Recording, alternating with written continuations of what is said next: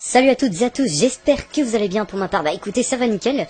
Et c'est aujourd'hui que je vous sors cette nouvelle vidéo avec encore plus de conviction et d'envie. Et cette fois-ci, contrairement à l'autre vidéo de FIFA 16 que j'ai pu faire il y a quelques mois, qui d'ailleurs a très bien marché, enfin à ce que j'ai pu voir dans les commentaires, je donnerai mon impression globale du futur jeu qui sortira, pour ceux qui ne le savaient pas, ce qui m'étonnerait d'ailleurs que vous ne connaissez pas la date, le 24 septembre 2015, soit une semaine plus tard que PES 2016, donc il va falloir être patient, qui lui sortira le 17 septembre. Donc finalement, ce que je vais vous dire dans cette vidéo, toutes les nouveautés qui vont sortir pour FIFA 16, de certaines rumeurs qui pourraient réellement prendre effet sur l'avenir du développement du jeu. Donc écoutez, je vous propose que l'on entame maintenant le sujet, donc c'est parti. Alors on va commencer par parler du football féminin qui fera son apparition dans FIFA 16. Donc composé de 12 sélections nationales, vous pourrez ainsi jouer avec ces équipes dans le mode coup d'envoi. Donc ça c'est sûr à 100%. Puis il me semble que vous pourrez jouer avec en saison solo et en ligne. Mais ça je suis pas vraiment sûr. Mais finalement il faut savoir qu'il y a eu deux réactions posées à cette nouveauté. Donc en effet on a eu une partie qui était plutôt surpris mais finalement assez satisfait de voir que FIFA s'est quand même bougé pour nous proposer dans cette nouvelle édition une nouveauté qui a l'air tout de même intéressante. Puis nous permettrait de découvrir une nouvelle sensation de jeu. C'est d'ailleurs ce qui a été confirmé par certains joueurs qui ont eu l'opportunité justement de jouer à une sorte de démo qui n'est pas entièrement en point mais qui finalement a porté ses fruits. Puis on a une autre partie qui eux sont plutôt déçus et remontés contre EA Sports à l'idée de voir des nouveautés pas vraiment importantes à leurs yeux, car pour ces personnes là il faudrait plutôt corriger le gameplay de fond en comble, puis le rajout de licences de certaines équipes nationales où l'Algérie justement revient souvent en priorité. Puis j'estime que ces équipes féminines ne seront pas utilisées par les joueurs de FIFA.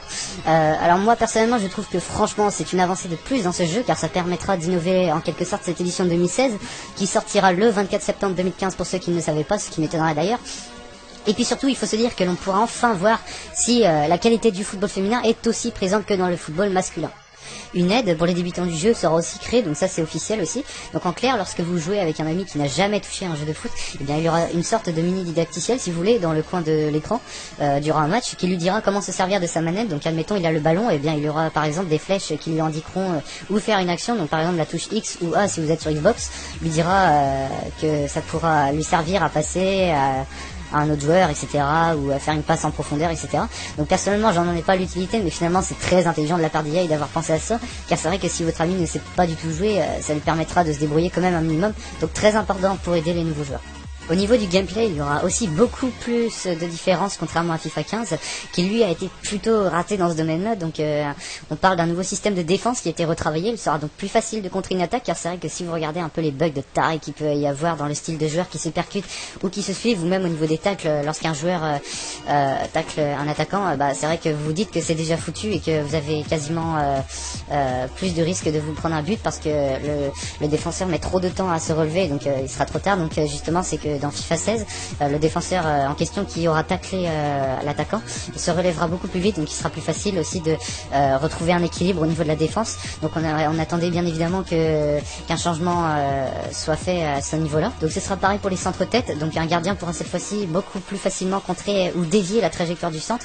Il y aura aussi plus de réflexes, donc franchement ça c'est nickel. Puis finalement il est annoncé de même que ces gardiens justement ont été retravaillés, parce que franchement ça a été vraiment catastrophique dans FIFA 15. Donc aussi je tenais à vous informer que de nouveaux gestes techniques seront présents puis retravaillés pour la plupart. Donc les feintes de tir, pour ceux qui ne le savaient pas, seront un peu plus ralentis, parce que c'est vrai qu'ils vont... C'est plus facile de comment vous dire ça, de passer un défenseur en faisant une feinte de tir. Donc cette fois-ci ils seront un peu plus ralentis, donc ce sera plus simple pour un défenseur de contrer le ballon.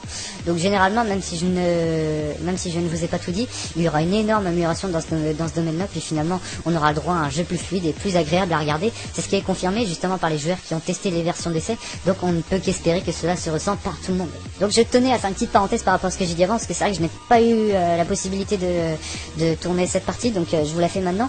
Donc on parle d'une certaine nouveauté au milieu du terrain. Donc la réactivité des joueurs a été retravaillée. Donc pour les milieux de terrain, cela signifie davantage d'interceptions de balles, donc une certaine agressivité dans la réaction. Donc on aura beaucoup plus de mal à jouer à une touche de balle dans cette zone du terrain, et tant mieux d'ailleurs. Donc bien entendu EA Sports veut continuer à procurer des moments magiques en attaque pour chaque joueur et introduit par exemple de nouvelles animations de dribble sans toucher de balle. Donc les premières vidéos de démonstration ont été assez bluffantes, il faut le savoir. Donc sur de longues sessions de jeu, ça a été confirmé. Donc on nous promet de nouvelles animations de tête lors des centres. Donc ça, je vous en ai parlé un petit peu avant. Donc les joueurs ne vont plus effectuer des têtes en ligne droite, mais pourront se déplacer dans une zone conique et profiter des espaces libres dans la défense. Donc enfin, au niveau des tirs, les trajectoires vont être moins bizarres et donc du coup plus réalistes. Et les développeurs ont travaillé sur les contacts entre pieds et ballon. Grâce à la nouvelle bande-annonce qu'a sorti EA Sports il n'y a pas longtemps de ça, vous pourrez aller la voir de toute façon sur leur site officiel pour ceux qui ne l'ont pas vu. On a pu constater que enfin le stade Vélodrome sera de retour sur FIFA 16.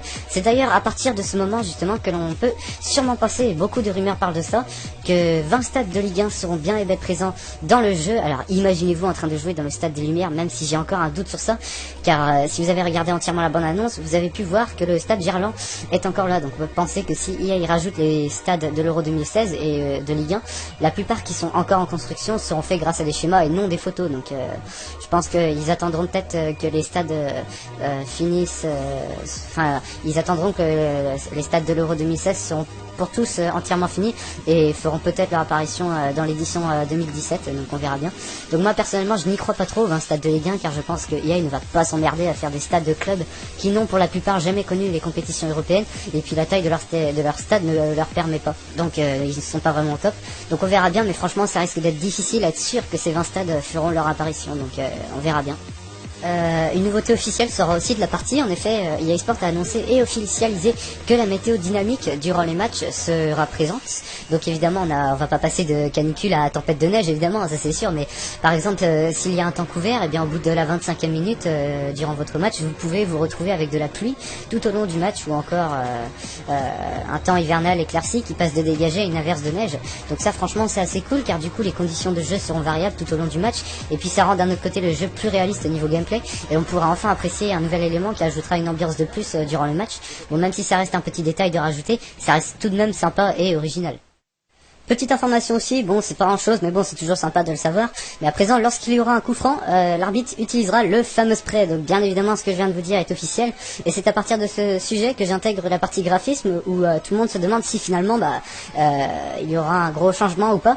Eh bien écoutez, ne vous attendez pas à un changement énorme, contrairement à ce que je vous annonçais dans la vidéo précédente. En analysant les conférences de presse des créateurs de FIFA 16, donc qui se sont exprimés un peu sur le jeu, j'ai pu constater que finalement il n'y aura pas un changement énorme, contrairement à ce qui était prévu. Donc vous pourrez simplement vous contenter de nouvelles modélisations pour plus de joueurs qui seront, je vous l'assure, plus travaillés et les visages plus expressifs, donc des textures aussi qui seront sans doute améliorées, puis peut-être les spectateurs qui se feront davantage remarquer grâce à plus de mouvements et plus de réalisme. Donc ça c'est sympa quand même. Mais sinon pas grand chose de plus, mais bon, on ne va pas se le cacher que FIFA 15 a été tout de même réussi dans ce domaine-là, mais bon, c'est toujours bien d'avancer au fur et à mesure des éditions de FIFA afin de pousser de plus en plus les graphismes. Donc pas de grands changements dans ce domaine-là, à part des quelques détails que je vous ai dit précédemment. Après, il y a un autre point que je peux vous annoncer aussi. Donc en fait, si vous voulez, en regardant les vidéos sur YouTube, il y a quelques joueurs qui ont eu l'opportunité de pouvoir tester FIFA 16 en tant que démo. Et leur première impression, c'est qu'ils ont vu que la pelouse a pas mal changé au niveau des couleurs. C'est vrai que si vous regardez sur FIFA 15, sur certains stades, la pelouse, les couleurs sont pas terribles. Bon, c'est vrai qu'on s'en branle un petit peu de la pelouse, mais bon, voilà, c'est un petit détail qu'il a remarqué, le joueur en question, que j'ai regardé la vidéo. Les couleurs sont plus accentuées donc sur le vert, et puis les détails sont plus précisés. Donc voilà, c'est une petite information que je pouvais vous apporter par rapport à ce que je vous disais tout à l'heure.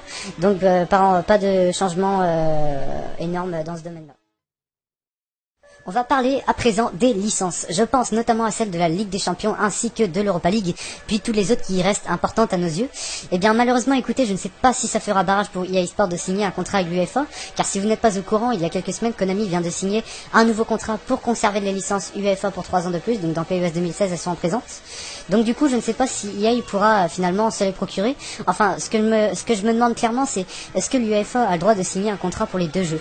Donc après, ce qu'il faut se dire, notamment pour la plateforme PC, donc ils sont assez chanceux pour ceux qui utilisent le PC pour FIFA. Donc moi, je fais partie de ces gens-là. Écoutez, bon, à part le 15 où je l'ai sur ma PS3, mais bon, c'est parce que j'avais un autre PC qui n'était pas capable de faire tourner FIFA 15, donc je l'ai pris sur PS3. Enfin bref, c'est que on peut toujours compter sur par exemple Moddingway pour nous offrir des patchs capables de modéliser entièrement les compétitions européennes et mondiales, et le rajout de certaines sélections puis de stades. Donc en revanche, pour les consoles, ça risque d'être plus difficile, donc ça du coup ça reste encore assez flou.